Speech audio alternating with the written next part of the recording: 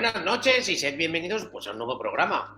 Hoy estrenamos pues, una nueva sección que hemos querido llamar un club de lectura. Pues, como muchos ya conoceréis, los clubes de lectura pues, se seleccionan obras para luego comentar pues, entre nosotros en el grupo, y hemos pensado que podría funcionar por aquí. Pero bueno, ahora nos explayaremos un poquito porque parece que nuestro invitado ha tenido un poco de delay por ahí y vamos a hacer un poquito de tiempo y vamos a aprovechar, pues como hacemos siempre, a presentaros a mis colaboradores habituales. Pero siempre aprovecho por el orden. Hoy está Dani. Hola, tocayo. Hola, y con ganas de comentar un cómic que hacía años que no volvía a él, y ha sido una sorpresa fantástica. Pues sí, la verdad es que sí. Hola, Laura. Hola, buenas noches. Bueno, yo para mí ha sido un descubrimiento. Yo no lo había leído nunca, ni tampoco nada de este autor, y bueno, pues ha sido una sorpresa. Sí, comentaremos.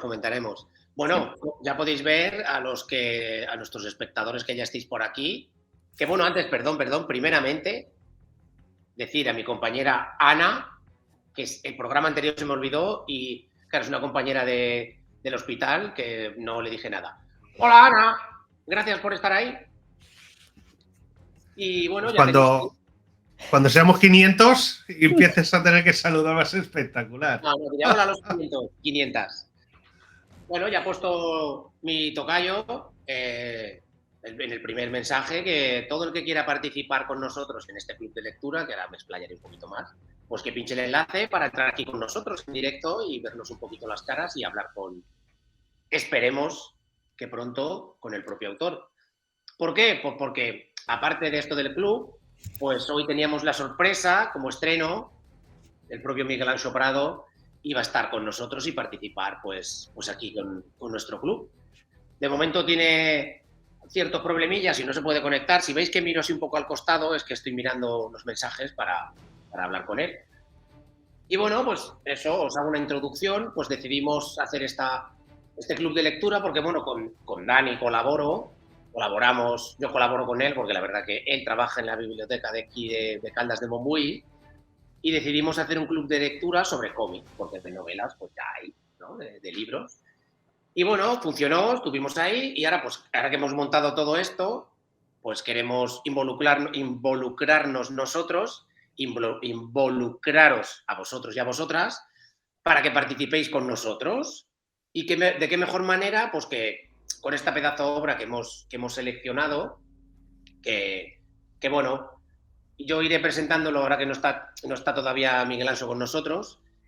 Y bueno, nuestra selección, si habéis visto por nuestras redes, habréis podido ver que en nuestro cartel, que es pues esta pedazo de obra, trazo de tiza. Pues aprovechando el 30 aniversario, la edición del 30 aniversario, ahí la tenéis, que ha lanzado Norma, pues bueno, una obra que, pues qué decir de esta obra. Voy a leer lo que pone en la solapa, porque es que son tantos premios que no puedo acordarme de todos. Premio a la mejor obra en el Festival de BD de Hieres, en el año 93. Premio al mejor cómic del año en la Asociación de Libreros de Francia. Premio a la mejor obra gráfica en Diario de Aviso Santa Cruz de Tenerife. Premio al mejor guión Diario de Aviso Santa Cruz de Tenerife. Premio especial de jurado en Festival de Sierre. Premio de honor a la Cámara Municipal de Amadora. Premio a la crítica al mejor guión de Austria. Premio a la crítica al mejor libro de Austria. Y el más importante, entre comillas, porque ya sabemos que los premios cada uno los valora, pues fue premio a la mejor obra en el Salón del Cómic de Barcelona en el 94 y premio Alfar en el Festival de Angoulême en 1994. O sea que ha sido, la verdad, pues es una obra pues muy, muy premiada, merecidamente. Y pues a mí me ha pasado un poquito como Dani, ¿no? Que hacía muchos años, porque esta obra tiene unos cuantos años y varias reediciones, y ha sido volver a ella y como reactivar un poquito esos temas, porque la verdad es que tiene muchas lecturas. Yo por mi parte han caído como 4 lecturas, porque en cada momento te decías, ya, a ver si tenemos la suerte de poder compartirlo con Miguel Ancho, que nos lo aclare él, y no, pues bueno, entre nosotros trataremos de dilucidar un poquito lo que hemos ido encontrando en esta obra, ¿no? Y bueno, yo por mi parte eso, comentar, ¿qué queréis comentar vosotros? No, yo también me la he releído como 4 veces, también. O sea, porque yo empecé leyéndola pensando que era algo como muy sencillo y tal, y empecé a leerla y a medida que iba leyendo se iba complicando toda la trama y guau, al final me la he leído 4 veces, porque es que es una obra como súper abierta, muy en círculo y como que tiene muchas relecturas. Y en cada lectura pues sacas cosas nuevas. Súper interesante, la verdad. ¿Dani? A mí, como hemos dicho, la leí en su momento. Recuerdo en CIMOC posiblemente, por capítulos, y luego el integral o lo que es el recopilatorio del cómic, y ahí se quedó bien en aquel momento, pero ahora leerla de nuevo, ya con la distancia, con el tiempo y con experiencias y con lo que quieras, te das cuenta que es una obra súper madura. Y es una obra de un autor, no novel, porque ya había publicado sus cositas, pero, jolines, qué pedazo de obra. O sea, qué pedazo de cómic, qué madurez de cómic. Y de pronto es como que todo confluye para hacer una obra de aquellas que son un parteaguas en aquel momento con lo que se hacía de cómic. Me parece que es una obra, no es que aguante muy bien el tiempo, y el tiempo tiene mucho que ver con esta historia, pero no solo es que aguante muy bien el tiempo, es que parece la obra de madurez de un autor. O sea, es una obra que alguien puede hacer después de haber publicado, yo qué sé, 10 cómics, 10 libros, no lo sé. Pero... Sí, porque es eso, lo que hemos comentado de las relecturas. No es porque, que aparte de porque la obra lo merece, sino relecturas en plan de, creo que me he perdido algo, creo que... Y la verdad que hemos vuelto, y yo personalmente cada vez que he vuelto he descubierto un dato nuevo. Lo que pasa que yo he de reconocer que hay por lo menos una cosa, y ahora iremos explicando, ¿no? Vamos a entrar primero un poco para explicar la obra. Eso sí, ojo, que haremos spoilers, vamos a contar la obra completa. Vamos a comentar toda la obra. Daniel Custer, bienvenido a Borges. Es eso, las interpretaciones son muchas, sí, puede ser una historia ficción, pero ahí entra que sería una autora que sale una nota al respecto ahí de meta, eso es algo como metaliterario, de alguna manera que excede el marco realmente de la historia. Hay esa carta, ¿no?, que le explica el editor o le escribe el editor a la escritora. Podría ser un tema de, como dice Ben, un tema sobre bueno, es ella explicando una historia. Aunque yo soy más partidario entonces no de verlo como eso. Sí, no, yo soy más partidario que existen todos, pero cada uno vive una historia de amor diferente, en tiempos diferentes. Es decir, el orden cronológico que sigue la historia del chico, ¿Raúl se llama? Raúl, sí. Es la que nosotros vemos en toda la historia. No necesariamente es la misma estructura temporal y de relación que sigue la chica. Vale, pero entonces, ¿cómo se intercala entonces? O sea, porque se supone que estamos leyendo la historia a través de los ojos de Raúl y de repente aparecen los diarios de Ana y es lo que nos descuadra todo. Porque Miguel Ancho lo que hace es cambiar un poquito el foco para utilizar ese recurso de marca de tiempo que al final te da un poco la solución al enigma, no todo, pero te da un poco la solución. Y lo que parece interesante es eso, es que si tú relees hacia atrás e intentas interpretar, porque es complicado, la relación de la chica en el orden que la chica la vive un poco, de alguna manera puede ser que el orden sea diferente. Por eso existe esa fricción en la relación. ¿Sabes lo que quiero decir?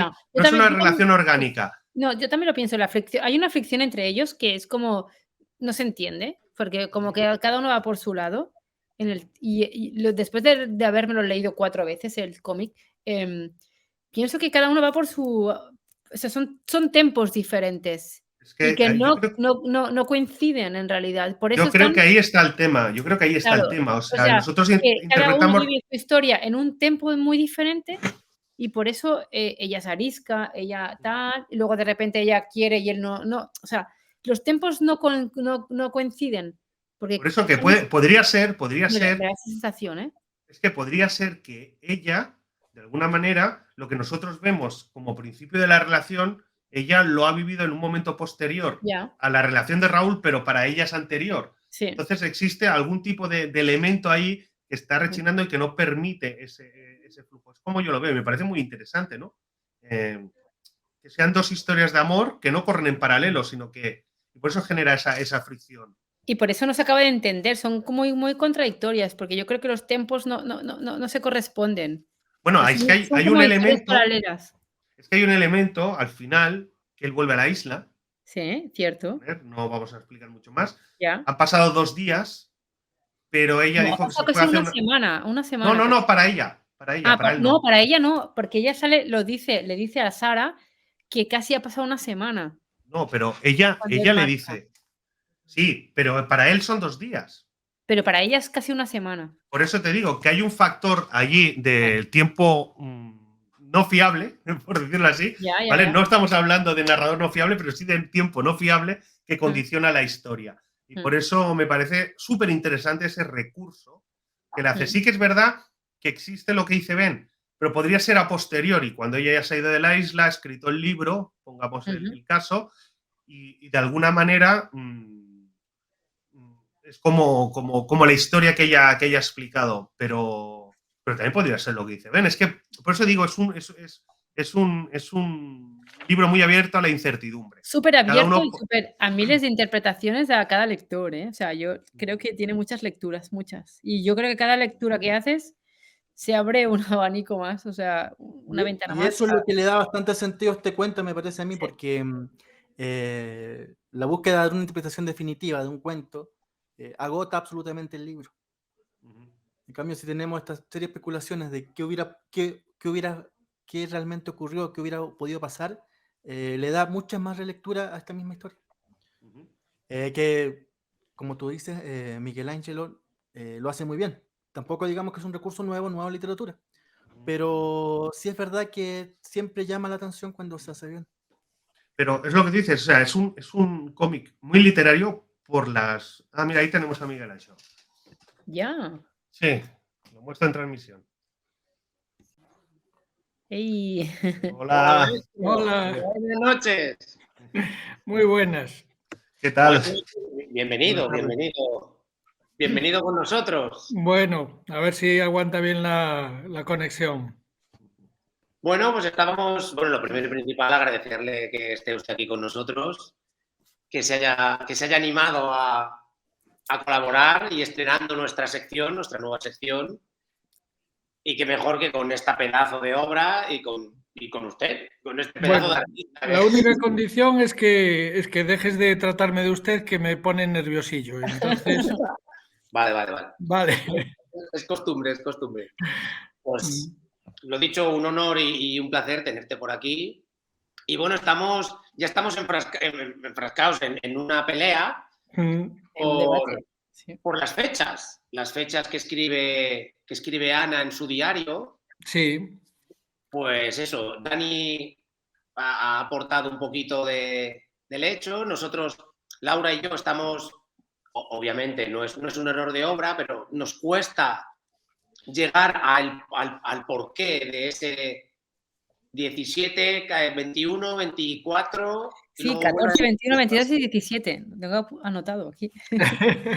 Y bueno, qué mejor que tú para que nos ayudes un poquito a dilucidar este juego de fechas. No, mucho no os voy a ayudar. Va. Mucho no os voy a ayudar.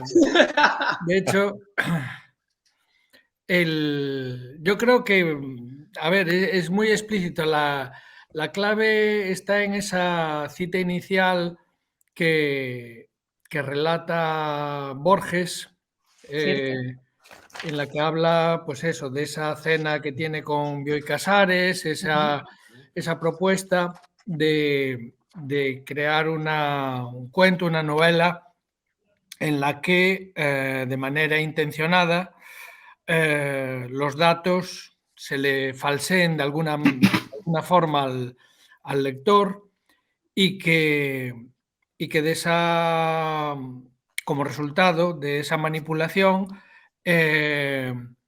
un número grande seguramente de lectores harán una interpretación determinada de la historia y unos pocos lectores que se habrán ido fijando en contradicciones, en incongruencias y tal, pues seguramente llegarán a una conclusión diferente de lo que sucedió.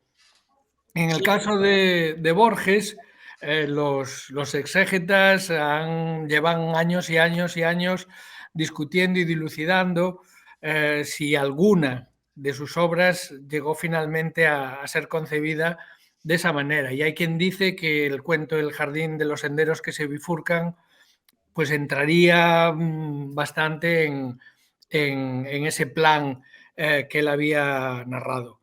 En mi caso, ya os puedo decir que sí, está hecho así el libro.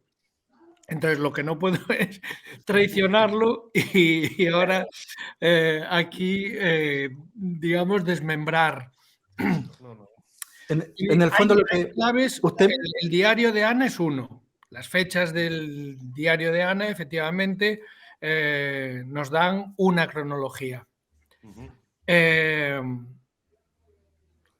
Los personajes que aparecen en la isla, es decir, no solo ellos tres, sino los demás que aparecen, también indican cronologías. El propio Raúl llega a conclusiones. El propio Raúl llega a conclusiones. Cuando vuelve a la isla, bueno, él acaba convencido de que vuelve en un determinado momento. Y después, a nivel de dibujo, a nivel de imagen, hay unas cuantas claves también. Hay unas cuantas claves. Una, reconozco que es, bueno, sutil y no evidente, pero está ahí, es muy, muy, muy evidente, muy, muy, muy, muy evidente. Hay que buscar. ¿Perdona? Hay que buscar esa... Sí, es un poco, es al mismo tiempo un poco un juego. Tengo que reconocer que no lo fue cuando concebí la historia. Es decir, yo cuando concebí la historia simplemente lo que me planteé fue el hacer en cómic algo que en novela ya se había ensayado y ya había unas obras que claramente habían deconstruido la narración. Rayuela de Cortázar seguramente es la más conocida, pero claro, en novela era anterior e imaginaos la de años que pasan entre Trazo de tiza y Crash, por ejemplo, o ¿cuál era la otra peli que también juega con la misma estructura? Es decir, nos va contando la historia en trozos aparentemente desordenados, ¿no? Y nosotros tenemos que reconstruirla. Y lo que pasó fue que al final, aparte de la historia, acabó casi convertido también como en un juego secundario, porque efectivamente los lectores llegaban y me preguntaban, bueno, pues yo entendí esto, yo entendí lo otro. Cada uno con su versión. Claro. En el fondo, Trazo de tiza... Sí, di, Ben. Trazo de tiza, ya que tú citaste a Borges, es un sueño que cada soñador va a soñar. Que depende de cada soñador. En cierta manera, sí, claro. Yo, al final, hay una... A mí, en general, las frases hechas aplicadas al trabajo creativo y artístico y tal, me suelen dar bastante repelús, ¿no? Y me ponen muy, muy nervioso. Y entonces decir cosas de estas como cuando acabas la novela ya no es tuya, es de los lectores y tal, a mí eso me parece mística más o menos barata, ¿no? Pero sí que es cierto, hay una parte como en tantos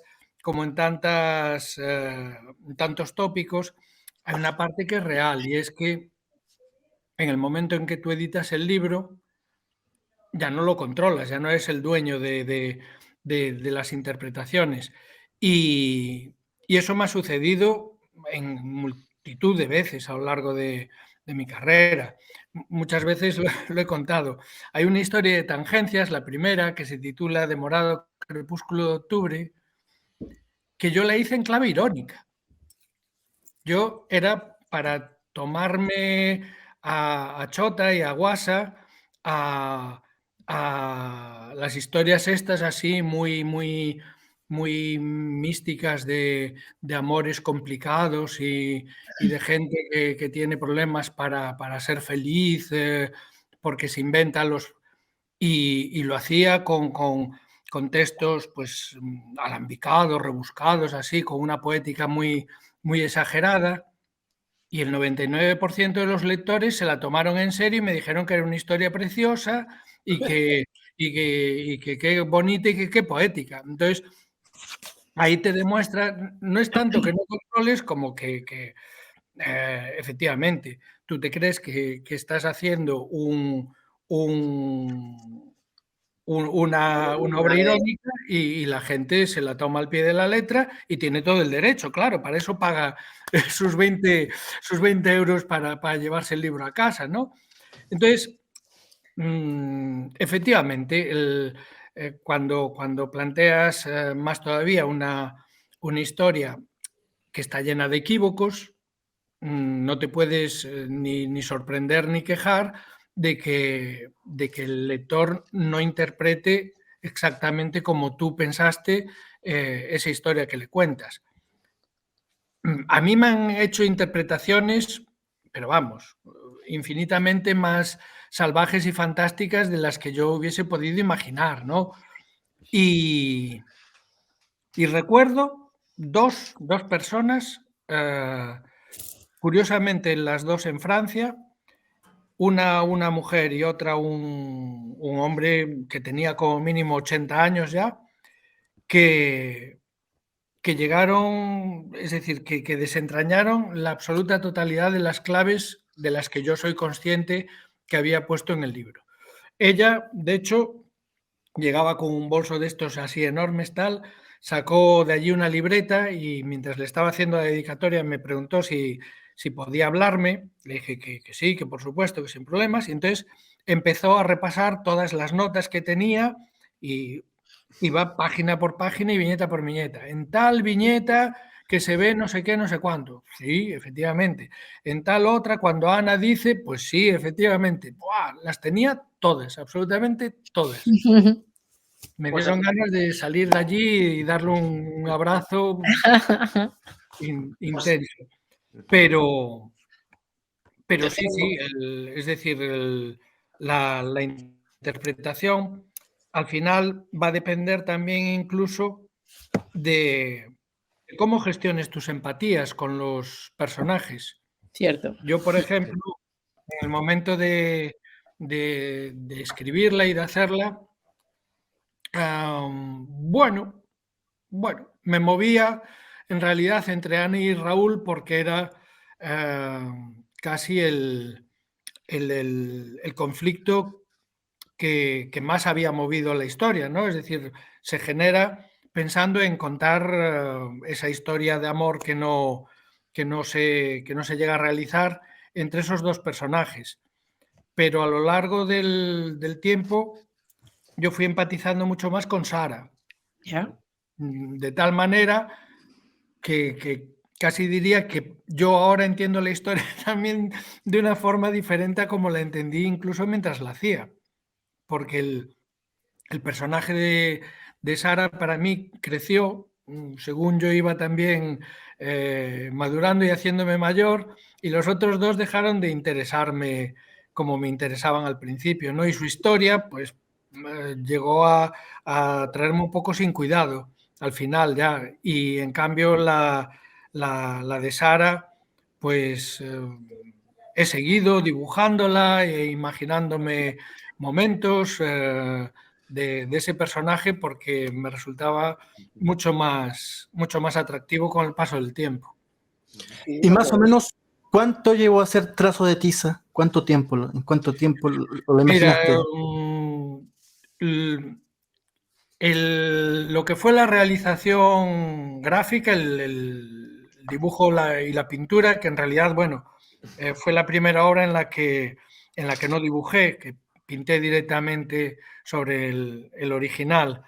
Y eso me llevó, pues, lo que normalmente me llevan todos mis libros de ese tamaño más o menos, ¿no? Alrededor de un año y algo.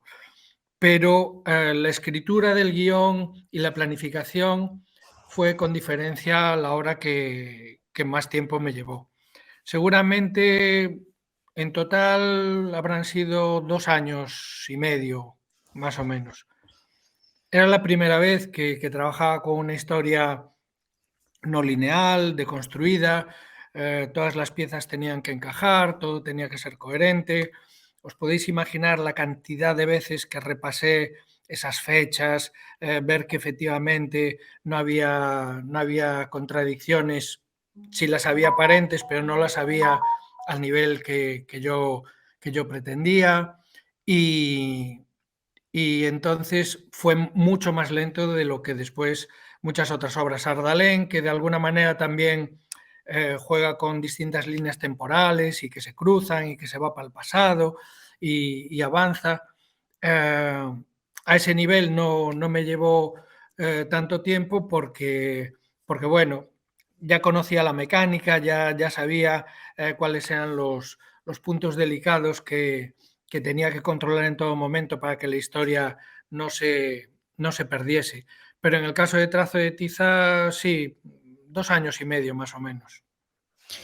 Yo estoy de acuerdo con usted, o sea, contigo, en el tema de que Sara es como un personaje que queda como secundario, pero yo creo que al final es como la protagonista realmente, ¿no? Es una mujer que no espera nada, pero que de unido de lo que al final, o sea, lo que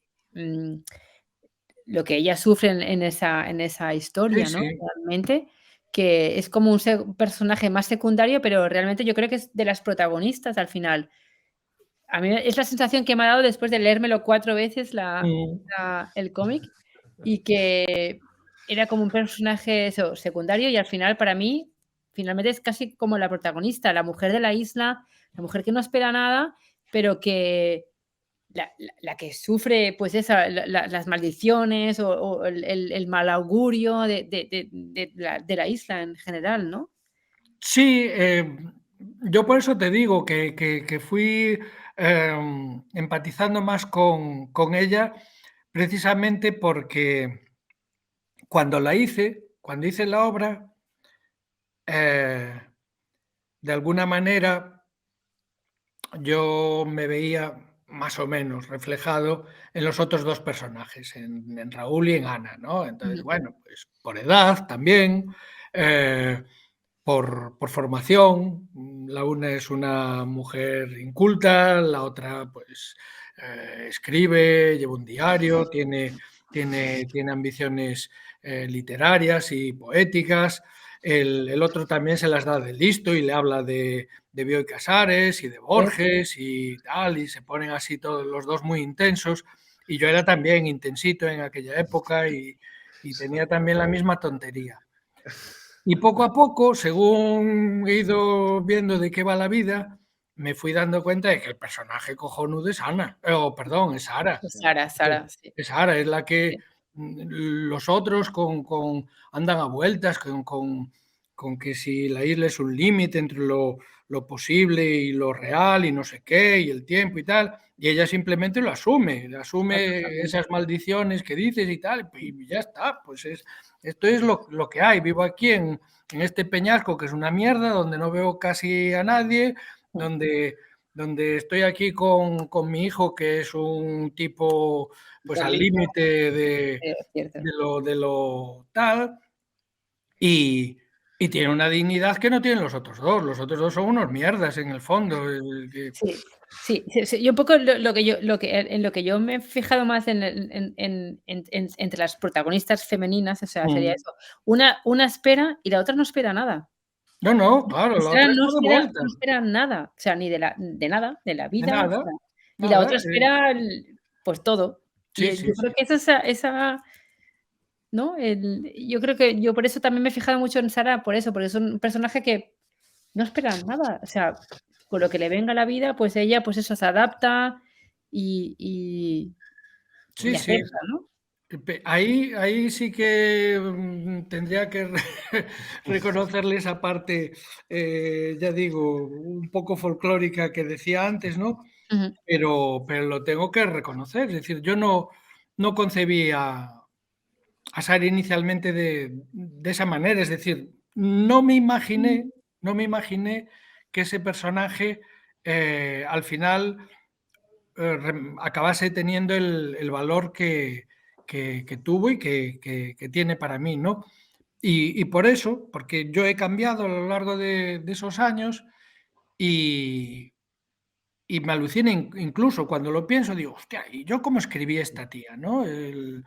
Que era la antítesis de lo que a mí me podía interesar en aquel momento. Claro, a mí me encantaba pegar la hebra, pues eso, con alguien así, pues con mucho fondo y mucha cultura y mucho tal. Y bueno, son cosas que van cambiando. Me vine a vivir al rural, hace ya 30 años que vivo rodeado de paisanos y descubres también que hay conversaciones maravillosas sobre obviedades, sobre el tiempo, sobre el frío que hace, sobre las heladas. Bueno, pues acabas dándote cuenta que eres muy ignorante también de cosas que te parecen mucho más simples y que le das valor, pues eso, a conocimientos históricos o artísticos o literarios, tal, y que bueno, que no es más que un conocimiento parcial y que tiene seguramente tanto valor como cualquiera de los otros. Y ya te digo, Sara al final es que, sobre todo, la cuestión de la dignidad. Ella resuelve todas sus papeletas con una dignidad de la que yo no era consciente cuando la escribí. Eso es maravilloso, realmente es. Yo creo Sí, que yo. como dice un compañero, dice un mensaje que ha puesto, no sé si lo ha podido leer. No me dio tiempo porque. Sí. Me parece la genialidad de un personaje, ¿no? Tan complejo de manera casi inconsciente, ¿no? Sí. Ciertamente, sí. Es que es un personaje que realmente tiene mucho protagonismo, aunque aparentemente no lo parezca. Sí. Yo creo que Sara es y la palabra dignidad, que me parece fundamental. Totalmente. Es un punto muy importante de la obra. Bueno, lo que sucede en el barco y cómo reacciona Raúl y cómo reacciona ella, me parece que ahí demuestra la catadura moral de cada personaje.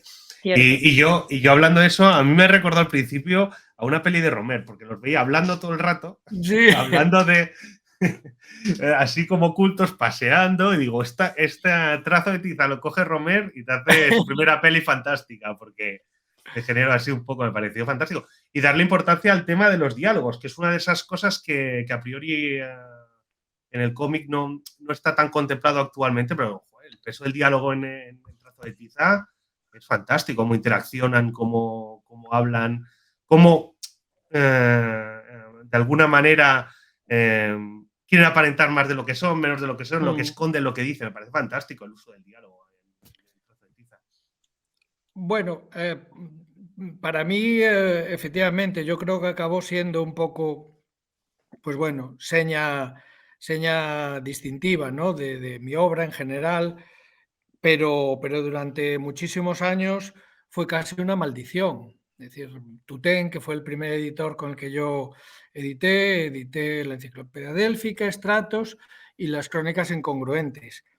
Y era un mantra con el que me perseguía cada vez que yo llevaba una historia, y era, joder, gallego, tío, que hablen menos y que piensen menos y que hagan más cosas, que se peleen o tal. Era menudo. Y entonces mi único argumento siempre era, pero si autores que hacen maravillosamente la acción y tal, los tienes a porrón, es decir, hay auténticos genios haciendo historias trepidantes, y pues bueno, déjame a mí hacer, sí, hombre, sí, que hablen, tal, joder, pero piensan mucho, piensan demasiado, tal. Y cuando hice Trazo de Tiza fue un poco casi como una venganza, ¿no? Porque dije, bueno, se van a hartar de hablar estos. No, yo pagaría por ver esa conversación con Josep Tutén ahí y con usted, con un agujerito No, así. no, pero no fue una conversación, ya te digo, es que no había mes. En aquel momento que entregábamos mensualmente para que se prepublicase en revista, y cada vez que llegaba con las páginas del mes decía lo mismo. Qué bien dibujas, pero qué coñazo, no paran de hablar y tal, y no, Tutén sufría lo indecible. Yo es Y que volviendo al tema del texto, solamente una pregunta más. El tema de los intertextos, que me parece fantástico. O sea, como la separación entre capítulos, que se veía, Sí. supongo, obligado por el tema de la publicación más mensual, tal. O sea, ¿cómo gestionas todo eso? Porque es importante. Ahí hay elementos que nos hablan de más dimensiones de la historia. Claro, Me es parece que interesantísimo. de hecho, esos otros textos en la publicación en revista no salieron, claro, era imposible.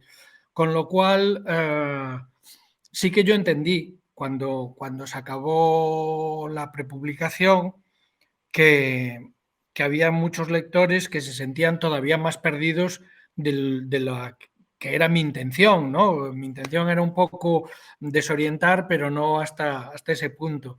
Yo había concebido la historia como un libro, y de hecho los capítulos fueron una auténtica tortura para los maquetadores y la gente que diagramaba la revista, porque, claro, adoran y necesitan la regularidad.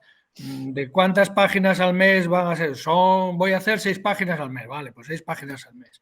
Pero en Trazo de Tiza era un capítulo de 5, otro capítulo de 9, otro de 11, con lo cual me odiaban, no me lo decían, pero yo sé que me odiaban y debían de hacer vudú a escondidas, porque yo me imagino su trabajo y tenía que ser un terror pensar, a ver qué cojones manda Miguel Anxo este mes, ¿no?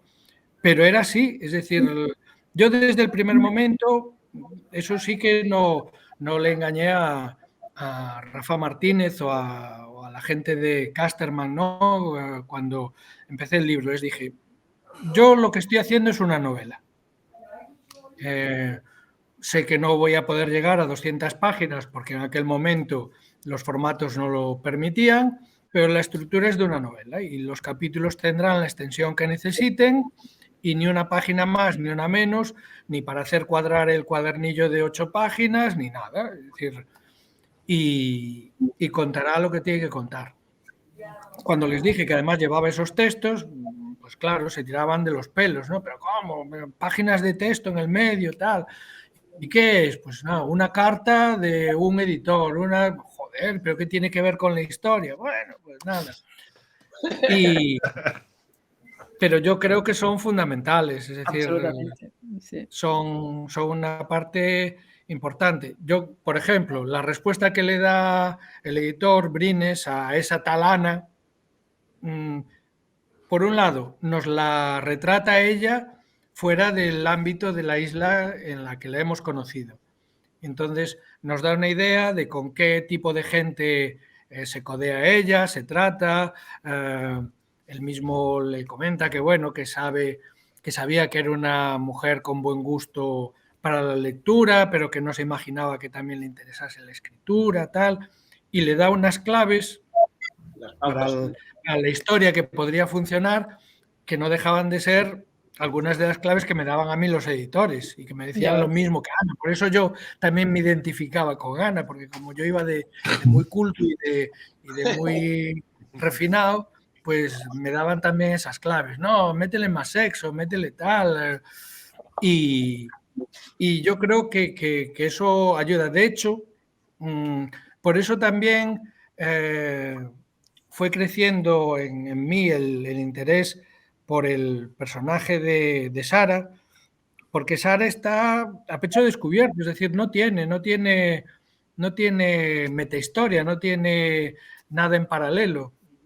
Sara sabemos lo que hace, dónde está y no tiene prácticamente diferencia entre su pasado y su futuro. Y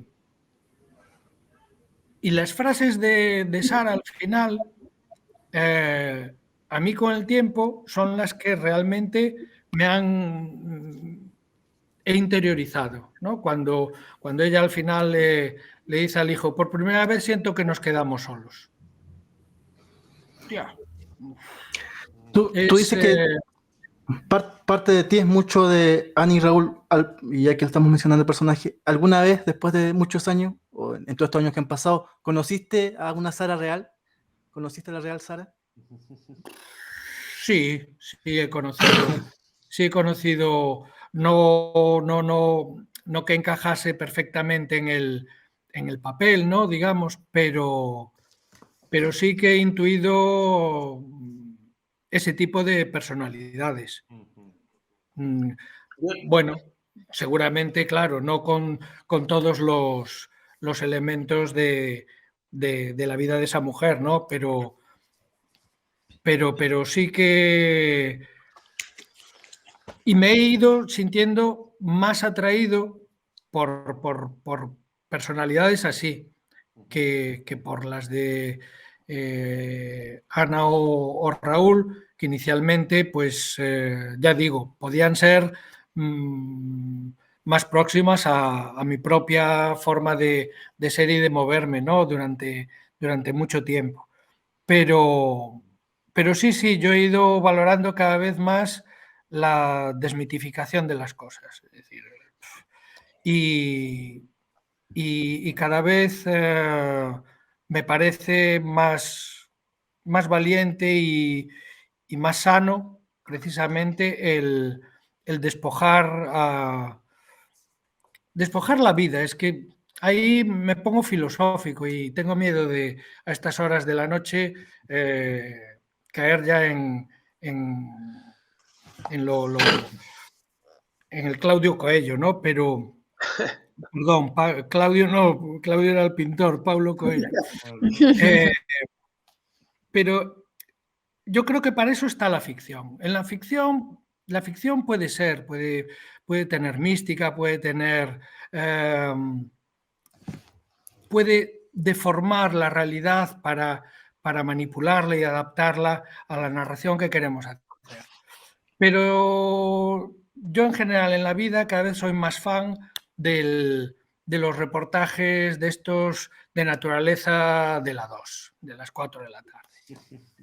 Y es que me parecen, pero un máster que debería ser obligatorio para todos los seres humanos, ¿no? Entender cómo funciona la vida, cómo funciona el cosmos, cómo funciona el universo. Y entonces las personas con las que puedes establecer ese tipo de relación me fascinan. Porque el otro, que es un juego de salón, en el que soy hábil, yo sé, tengo habilidades sociales, sé expresarme, tal, entonces es divertido estar en una cena y estar soltando citas, ¿no? Y, ay, sí, como dice fulanito, tal, sí, viste, tal, pero reconozco que al final eso que para mí es como ir a un restaurante pijo y que me hagan un plato de estos extraños, con Ruidos. un plato muy grande y una cosa pequeñita en el centro y tal, que lo disfruto y lo saboreo y digo, jo, pues qué curioso aquí este contrapunto tal. Pero después me como una fabada y lloro de emoción porque cada vez me atrae más lo radicalmente sustancial y animal, ¿no? Es decir, me fascina eso, ver en un reportaje de estos, los 40.000 news que un año más van a cruzar el puñetero delta S del Okavango para que se los coman los cocodrilos allí y tal, y vuelven y una vez y otra vez, y de los 40.000, 40 palman, los otros 39.000 y pico consiguen pasar, tal, y son leyes que es como la gravitación universal, no importa lo que yo opine. A mí la gravitación universal me parece magnífica cuando quiero que mi coche frene, estoy cayendo desde un tercer piso, me parece una putada como la copa de un pino. Pero independientemente de lo que a mí me parezca, la gravitación universal está ahí, ¡popa! Entonces, Sara es así. Sara, bueno, pues ya está, vivo aquí, en la puñetera isla esta, con el hijo este que tengo y que lo tengo que llevar lo mejor que pueda y aguantando a pesados, porque son todos unos pesados. Pues sí. Los que lo acaban en la isla, no hay uno que valga la pena, son todos unos celtas. Sí. Bueno, hay uno que sale en el 30 aniversario, que es, Sí. es precioso. Ese estamos deseando que vuelva a la isla y que le dé y que Sara no tenga ese desamparo, consiga. Ahora comentaremos este par de páginas que tuvo que hacer por la despedida de la revista. Continuará, ¿no? En francés, Sí. es que en francés soy muy, muy malo. Affiche, eso. Mi francés es muy malo. Pero es cierto, a mí me ha pasado lo mismo, retomo un poquito a Laura. Yo también, pues yo me leí esta obra, que ya peinamos canas un poquito. Me leí la obra hace unos cuantos años y ahora, aprovechando la relectura para esta inauguración. Y la verdad que sí, pues estos estratos que vamos sacando a la obra, sí es cierto, este juego del tiempo, que es lo que consigue atraparnos, ¿no? Lo que has dicho tú de que juegas con nosotros, con los lectores, porque incluso Ana dice que hace un año que recibió eso, o sea, sigue jugando con ese tiempo, dentro de ese tiempo con ellos, de diferentes tiempos. Sí, o sea, dentro de que parece que ella está esperando ese mes por ese mensaje, no, ella lleva ya un año esperando eso, ¿no? Y me parece, pues, porque además hiciste muy pocas obras para plasmar esta obra, llevabas 2 o 3 obras hechas y ya se nota, lo hemos comentado antes, una madurez autoral pues muy grande, que eso es muy difícil. Yo creo que ahí fueron una conjunción de muchos azares. Yo, por un lado, siempre lo reconocí, yo empecé a hacer cómic siendo un absoluto inculto comiquero. Es decir, yo me intereso por el cómic cuando estoy estudiando en la Escuela de Arquitectura y un compañero que sabe que me gusta dibujar y pintar y que sabe que me gusta escribir y que andaba colaborando pues, en las típicas revistas universitarias y fanzines y tal, me dice, gustándote como te gusta eso, escribir y dibujar, alucino con que no seas un lector de cómic empedernido, ¿no? Y en aquel momento me sorprendió porque yo tenía cómics y tenía tebeos y tal por casa, pues sí, los Asterix, los Tintín y Mortadelos y tal. Y además mi padre, increíblemente para su generación, había sido excepcional. Él había sido y era lector de cómic, le gustaba el cómic y recuerdo que tenía una colección incompleta porque la fue perdiendo, pero del Flash Gordon, de Alex Raymond y de Dan Barry, ¿no? Y yo no era consciente de nada de eso. Es decir, para mí era, pues bueno, un tipo de material con el que pasaba el tiempo, pero que no me movía a mayor reflexión, hasta el punto de que eso después los colegas que fui conociendo y que tenía, pues veía que desde muy pequeños soñaban ya con ser autores de cómic, con dibujar tal personaje, entonces llevaban dibujando pues al Capitán Trueno o a Johnny Hazard o no sé quién, pues años y años y tal. Yo no tenía ese bagaje. Y yo cuando empiezo a hacer cómic, el bagaje que tengo es literario. En mi casa había libros a porrón y yo era falso hijo único. Mi hermana, la única hermana que tengo, nació cuando yo tenía ya 12 años, con lo cual fui casi más un tío para ella que un hermano. No teníamos realmente interacciones, con lo cual toda mi vida fue casi de hijo único.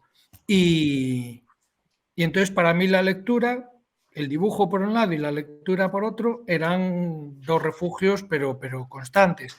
Entonces yo hice cosas muy locas que no me parecen para nada ni ejemplo ni modelo, pero yo me leí pues todo Shakespeare o casi todo Shakespeare, yo creo que fue con 12 o con 13 años, porque un día estaba viendo una película en blanco y negro y tal en la tele y era El Rey Lear, y entonces empieza diciendo la frase esta de este es el invierno de nuestro descontento, este es el otoño de nuestro descontento, sea pues invierno para los hijos de York, y a mí se me voló la cabeza. Dije, Dios, no entiendo nada, no entiendo lo que he oído, pero eso es música celestial.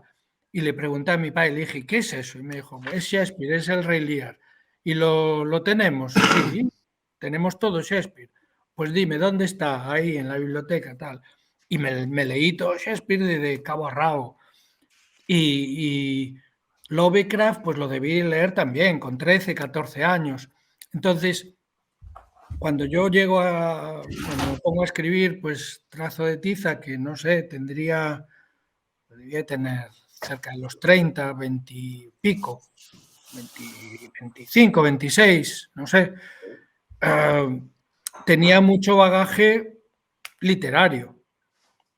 Me había leído eso, a esas alturas sí que ya me había leído todos los sudamericanos, todo el realismo mágico, Cortázar, García Márquez, Torrente Ballester aquí en España, Torrente, Cunqueiro, me había leído pues prácticamente toda Virginia Woolf. Entonces, digamos que era normal que yo tirase de esos referentes, y por eso me interesaban los diálogos, por eso me interesaba que mis personajes dialogasen, porque mi concepción estaba más cerca eso de la novela o del teatro que del cómic de aventuras clásico, que para mí era magnífico, que me encantaba y me sigue encantando leerlo como lector, pero para yo contar mis historias me sentía más cerca de esos otros modelos. Sí, es lo que comentábamos un poquito antes off the record, antes de que entraras, que hay muchos mecanismos literarios. Hablábamos, por ejemplo, del narrador no fiable, pero en tu caso sí, hablábamos al tiempo no fiable, en este caso, sí, llevándolo a otro extremo. Pero me parece fantástico y me parece interesante, ¿no?, esa apuesta, como Tiza de Agua es un poco un parteaguas, ¿no?, de apostar por un cómic como más reflexivo, más literario, porque lo tiene, porque hay trozos del diario, hay trozos que son que es literatura, que es escritura, o sea, es pura maravilla. Pero ese componente, es que soy bibliotecario, a mí eso ya me puede. Y ese componente literario, supongo que lo debías llevar ya incorporado y lo sueltas en un momento con un cómic que cristaliza en una cosa fantástica, en un cómic que no se veía en aquel momento. Ese enfoque, esa reflexión, esos tiempos calmados o esa... Yo hablaba de Romer por esa sensación de corriente subterránea, ¿no? Que hay allí, hay unos diálogos y hay una cosa, pero está el subtexto, está lo que corre por debajo. Y en aquel momento yo recuerdo, como decía Dani, haberlo empezado a leer en CIMOC, pues sí, me parece, ¿no? En CIMOC, sí. Y después volverme a leer en su momento y hoy recuperarlo después de muchísimos años. Y me parece que es que no ha perdido nada. O sea, es un cómic que se podría publicar hoy en día y no desentonaría ahora. Sí, pero ahí el mérito es del azar. Es decir, no... Porque yo lo tengo que reconocer, ni lo planifiqué. No solo no lo planifiqué, yo estaba convencido de que iba a ser un libro que iba a pasar sin pena ni gloria. Que habría 4 colgados que les haría gracia, pues es un bibliotecario y 3 colgados más. Y claro, y simplemente que me daría el capricho. A esa altura sí que yo prácticamente tenía seguro que mis editores hasta el momento, pues ese libro lo editarían. Que después me echasen el brazo por el hombro y me dijesen, pues, ala, tonterías las justas y ahora empieza a hacer algo un poco más controlado, pero fue puro azar, ya digo. Y en ese sentido, alguna vez lo tengo discutido con compañeros, con pintores, con escritores, con músicos, con críticos también. A mí me parece que hay un componente en cómo analizamos la historia del arte y en general las obras que es profundamente injusto e irreal. Porque imaginémonos que en su momento Leonardo no hubiese pintado la Gioconda. Entonces, bueno, la historia del arte prosigue y que en 2019 un pintor pintase la Gioconda. Y entonces dijésemos, bueno, hombre, pero así ya pintaban en el siglo XIV, en el siglo XV, ¿verdad? O sea, la Gioconda es la Gioconda porque se pintó hace un porrón de años. Es decir, no tiene un valor objetivo por sí misma. Ese cuadro, si lo descontextualizamos, deja de tener valor, deja de tener sentido. El Quijote, si no lo hubiese escrito Cervantes en el siglo XVII, sería un pestiño. Es que a mí me parece profundamente injusto respecto de la obra de arte. Entonces, cuando lo concebimos así, a mí me da la impresión de que estamos comprando el modelo de la moda. Entonces, ¿qué pasa? Como los fobistas vivieron de tal año a tal año, esos criterios, esa concepción cromática, formal, tal, solo tenía validez en aquel momento. Entonces, esos cuadros, si los encontramos y los podemos datar, ¡ay sí! Son contemporáneos, entonces es bueno. Ah, no, es de un poco antes. Si es un poco antes, bueno, sí, es un precursor. No, es que es de un poco después. Ah, no, si es de un poco después ya es una mierda. Pero ¿tú no crees que también tiene un tema de influencia, el factor de influencia? Es decir, la Gioconda. Claro, sí. Y eso supone también una importancia en la obra, o sea, es un elemento también de empuje hacia adelante Sí, pero yo creo que en la mayor parte de los casos es inconsciente. De hecho, cuando yo me encuentro con postulados teóricos que van a la busca ya de lo nuevo, ya desconfío. En parte porque soy gallego y en parte porque si alguien tiene ya todo un armazón teórico antes de ponerse a explorar, me da la impresión de que ya está falseado el resultado, ¿no? Entonces, no, yo, bueno, la gente con la que he podido convivir a lo largo de mi vida, ¿no? Que se dedicaban a tareas también, pues eso, creativas, artísticas, tal. Yo creo que en el fondo todos somos tramposos y hacemos el discurso teórico a posteriori. Es decir, yo primero hago trazo de tiza, no sé muy bien cómo lo hago, tal, y cuando sale, monto entonces todo un armazón y doy las explicaciones y todo lo que queráis. Y puedo dar charlas y casi hasta escribir una tesis. Pero es a posteriori. Sí, claro. Si yo hago todo eso antes de, es que entonces lo que hago es un ensayo, una obra teórica de carácter crítico, pues eso, académico, pero no una obra de creación. Entonces, ahí es eso, es el azar. Tú lo decías, por un lado, las influencias. Está claro, pues las opciones que vas tomando. Para mí, por ejemplo, en trazo de tiza, un elemento fundamental es, digo personal, que es la primera obra en la que yo dibujo y pinto sintiéndome totalmente libre. Hasta ese momento yo había ido siguiendo, como era inculto, como no sabía, me creía las cosas que me decían los que llevaban muchos años haciendo cómic. Y entre esos muchos, claro, había grandes maestros. Si me lo decía Carlos Jiménez o me lo decía Juan Jiménez o me lo decía Horacio Altuna, joder, pues ¿cómo voy a poner yo eso en cuestión, no? Entonces, no, se hace primero un bocetillo de la planificación de la página, después se hacen los bocetos de las viñetas, tal, se hace el dibujo a lápiz, después se pasa a tinta, tal, y después los que hacen color se le da el color. Cuando yo acababa, cuando yo le daba el color, estaba hasta los mismísimos símbolos del dibujo y veía lo que me quedaba al final y el primer boceto que yo había hecho y decía, joder, el boceto era bueno y esto es un pestiño.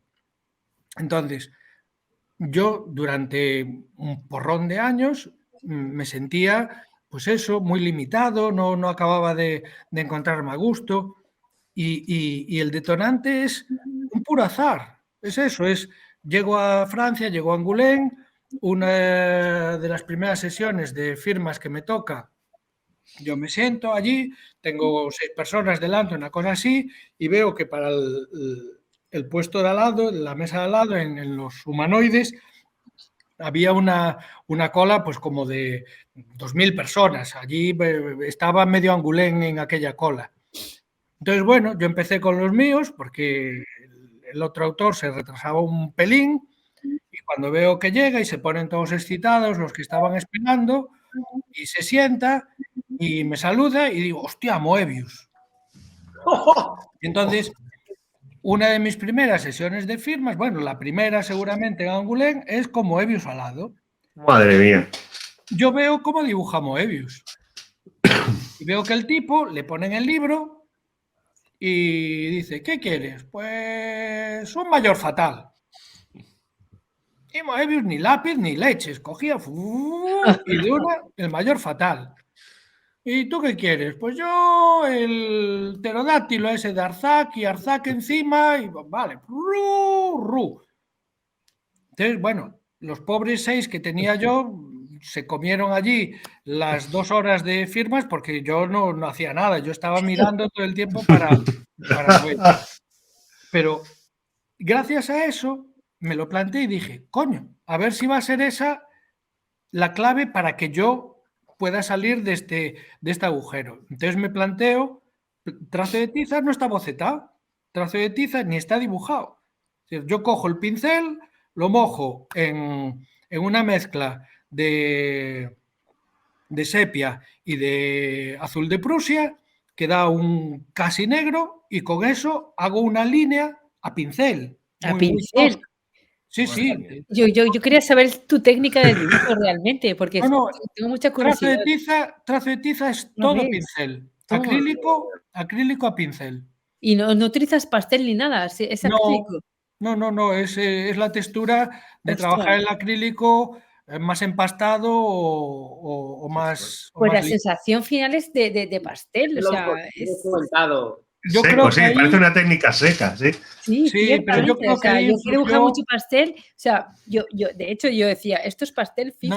No, pues es acrílico, todo acrílico. Hola, Fantástico, ya fantástico. ves. Madre Bueno, mía. pero es fantástico ese jugar con la incertidumbre, ¿no? Ese Sí. espacio de incertidumbre que también transmite la obra, porque es lo que hablamos al Ciertamente. principio, esa obra que deja interpretaciones, ese trazo tan libre, esa forma de enfrentarse, ¿no? Que también yo, a ver, que está usted, que estás diciendo que el azar, bueno, el azar, que sí que vale, puede tener su parte de azar, pero hay que tener arte en esas manos. No, Ay, absolutamente. eso sí. Claro, no, pero a ver, pero yo eso insisto mucho cuando doy así cursos o tal para talleres, es que yo tengo compañeros y he conocido gente a la que le cuesta dibujar un mundo Ya. y llegan a hacer una obra absolutamente contundente y que yo admiro hasta las trancas. Entonces,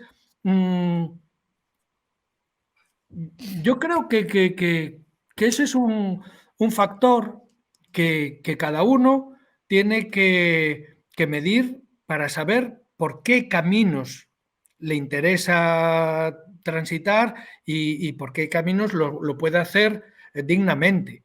Es decir, yo jamás podría, por mucho que me pagasen y que me lo propusiesen y tal, no podría hacer superhéroes de modo canónico. Si me dijesen, bueno, ¿te apetece hacer, qué sé yo, un Batman a tu aire? Sí, encantado.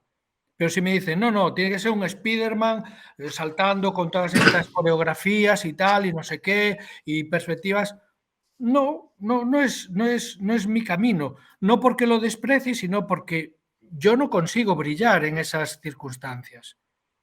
Sí. Ni mi dibujo, ni mi concepción espacial, ni... Entonces, bueno, fui descubriendo más o menos los territorios en los que me movía con seguridad. Yo creo, otra de esos mantras pijos que estamos repitiendo constantemente, hay que salir del espacio de confort. ¿Para qué? ¿Para hacer una mierda?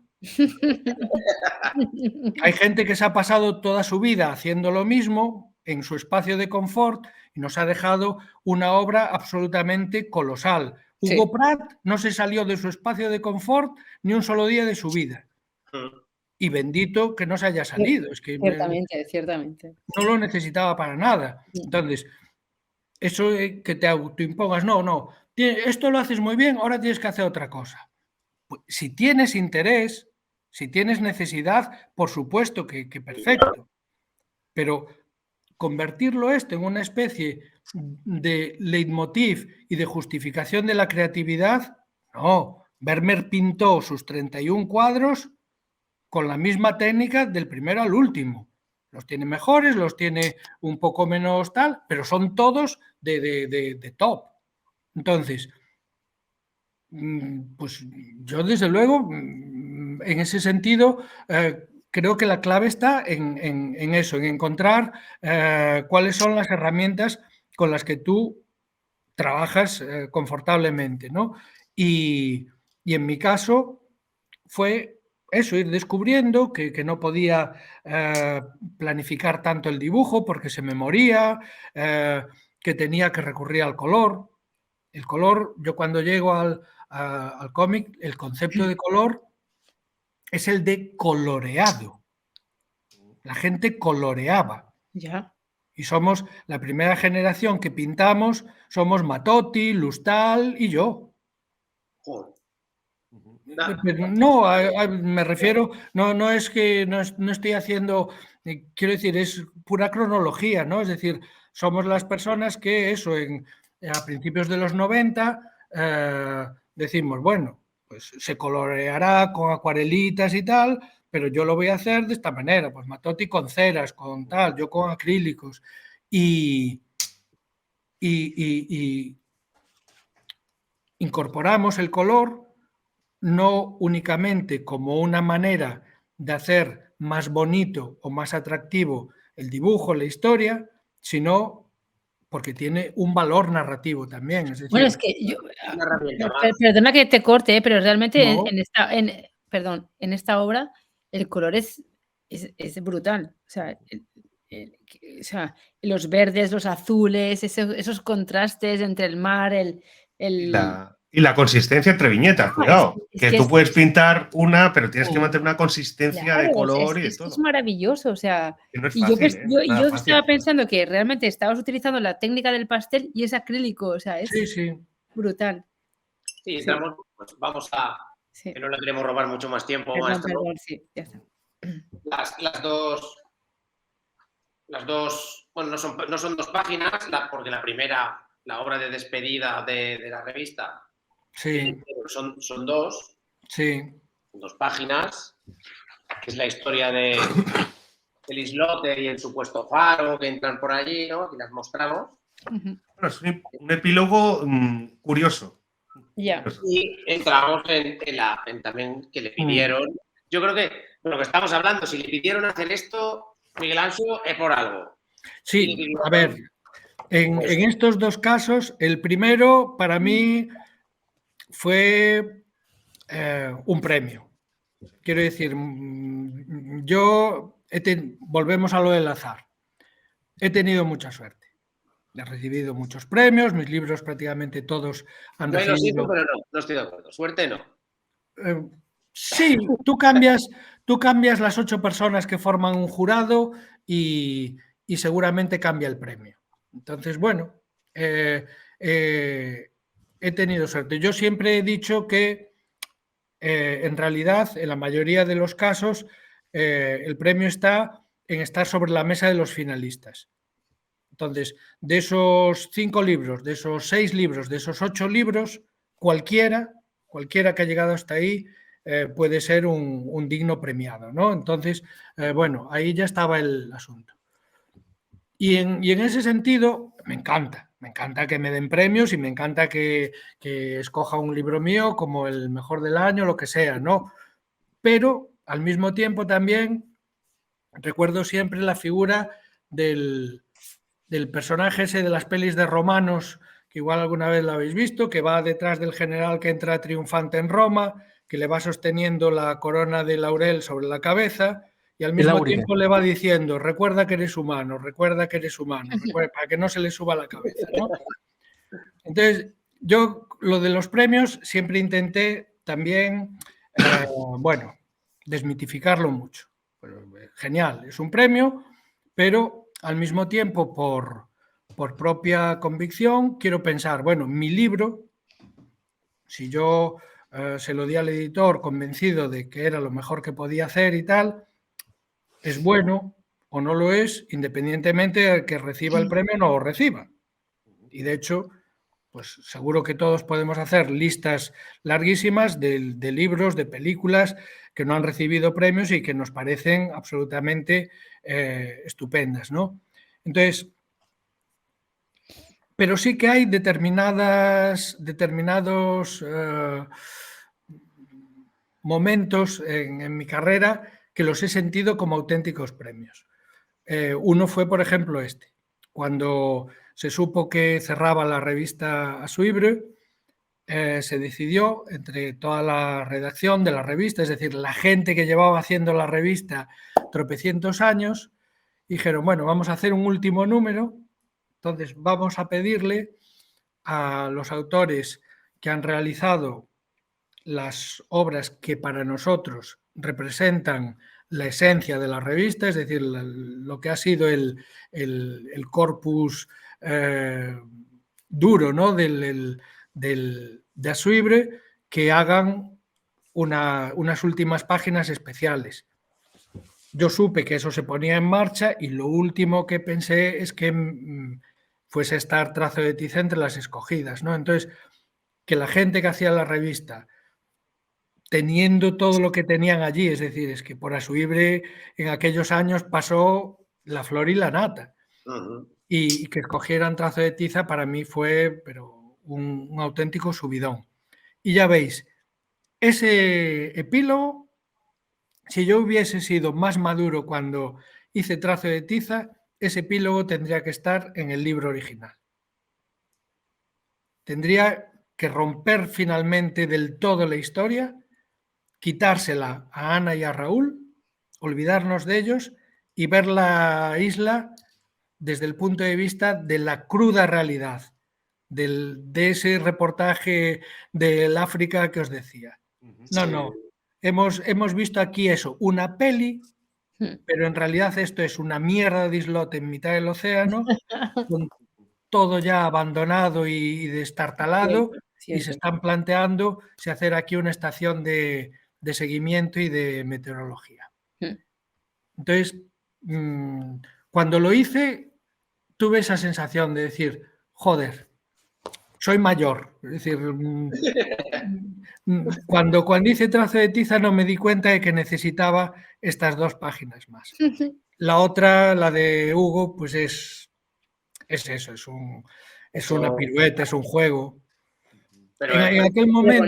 Bonita, muy bonita. Sí, hombre, muy sentida. Para mí, para mí tenía un doble valor esa página. Uno, de desagravio. Yo en mi absoluta incultura y bestialidad primeriza, yo llegué a decir que Hugo Pratt no sabía dibujar. Yo de jovencito, cuando empezábamos, lo veía y yo decía, joder, pero si todos son perfiles y tal, y que hay frente, bueno, este tío no... Entonces los otros que sabían mucho más que yo se llevaban las manos a la cabeza y me decían, pero ¿cómo puedes decir eso? Es Hugo Pratt, tal. Después, claro, se me abrieron los ojos y efectivamente lo entendí. Entonces, que tenía que hacer un acto de desagravio estaba claro, que le tenía que hacer una ofrenda al maestro. Bueno, pero al final es la madurez, ¿no?, que tenemos todos, ¿no? Bueno, en este caso, el otro epílogo era de madurez. En este caso es simplemente de inconsciencia y de atrevimiento juvenil. Yo cuando decía esas burradas, hombre, las dije muy al principio, aprendí muy rápido, pero sí, yo decía cosas de esas. No, pero esta página es al que no... Es preciosa y además le da... Nos soluciona el misterio del final de Corto. De Corto. Maravilloso. Me parece maravilloso. Es que además me coincidió, yo creo que lo pongo en el texto cuando cuento cómo me lo pidieron y tal. Y es cierto, ahí no ficcioné nada. No sé si lo recordáis, pero hubo un perfume que lo utilizó de publicidad. Entonces era uno de estos perfiles magníficos de Corto Maltés mirando al infinito. Entonces yo cuando vi aquello dije, joder, Corto Maltés anunciando perfumes. Me rechinaba un montón. Y entonces de Dior, sí. Dije, pues exactamente, de Dior. Ah, sí, dije, bueno, de Dior, sí. Sí. Y entonces dije, pues aquí lo voy a hacer, además, vejete, ya no está Guaperas, ya no está... De hecho, temía que me dijeran, mira, no, que esto se aleja mucho del original, pero no, lo respetaron. Y yo creo que, volviendo a la dignidad de Sara, es también un final digno. Es bonito, ¿no? A mí me parecía digno imaginar a Corto, pues eso, retirado discretamente. No creo yo que Corto fuese un tipo que se dedicase en la vejez a ir por las radios y las televisiones contando sus historias. Creo que no, que se las contaría al que se pusiese a tiro eso en una taberna perdida de algún puerto miserable, pero eso, con su chaquetón con el cuello subido y eso, con nostalgias de lo que había sido su vida aventurera. Es una página, es un homenaje, pero precioso, vamos. Muy bonito. Que sacaría una sonrisilla al maestro, seguro. Cuando... De eso no estoy tan seguro, pero bueno. Pero también es bonito, ¿no? También es bonito eso de tener cuentas pendientes con tus propios personajes y solucionárselos. Sí. También muy bonito, ¿eh? Llegar a un momento de decir, vamos a arreglar un poco la vida a Sara, a mí me parece bonito. Bueno, Miguel Anso, pues ya sé que no le robamos más tiempo. Sí, tenemos fue un placer. Porque ha sido un honor tenerle, pero esperemos que en un tiempo a lo más breve posible intentaremos poder hacer una entrevista que no solamente dedicada a Trazo de Tiza, sino a toda su obra, poder tenerle y que nos explique, que nos ha dado muchos rasgos y grandes rasgos de su forma de trabajar y su manera, pero personalmente, y creo que mis compañeros también, sería un honor volverle a tener entrevista. Yo llamo entrevista, una charla como hemos tenido ahora contigo. Pues cuando queráis. Pues hablar un Yo poquito estuve súper a gusto y encantado, así que... Pues vamos. Un placer. Y una persona generosa, ¿eh? Muchas gracias por la generosidad. Gracias. Que sepas que esta noche no voy a pegar ojo porque vamos, y si encima me dice que he estado a gusto, pues... No acepto responsabilidades, ¿eh? En cada cual, ya sabes, te tomas una pastillita de melatonina y a conciliar el sueño. Bueno, pues nada. Que haber estrenado nuestro club de lectura que con esta pedazo de obra y con un maestro como tú. Pues muchísimas gracias a vosotros, de verdad. Gracias. Un placer. Gracias. Buenas noches. Y nos vemos. Buenas Hasta noches. luego. No.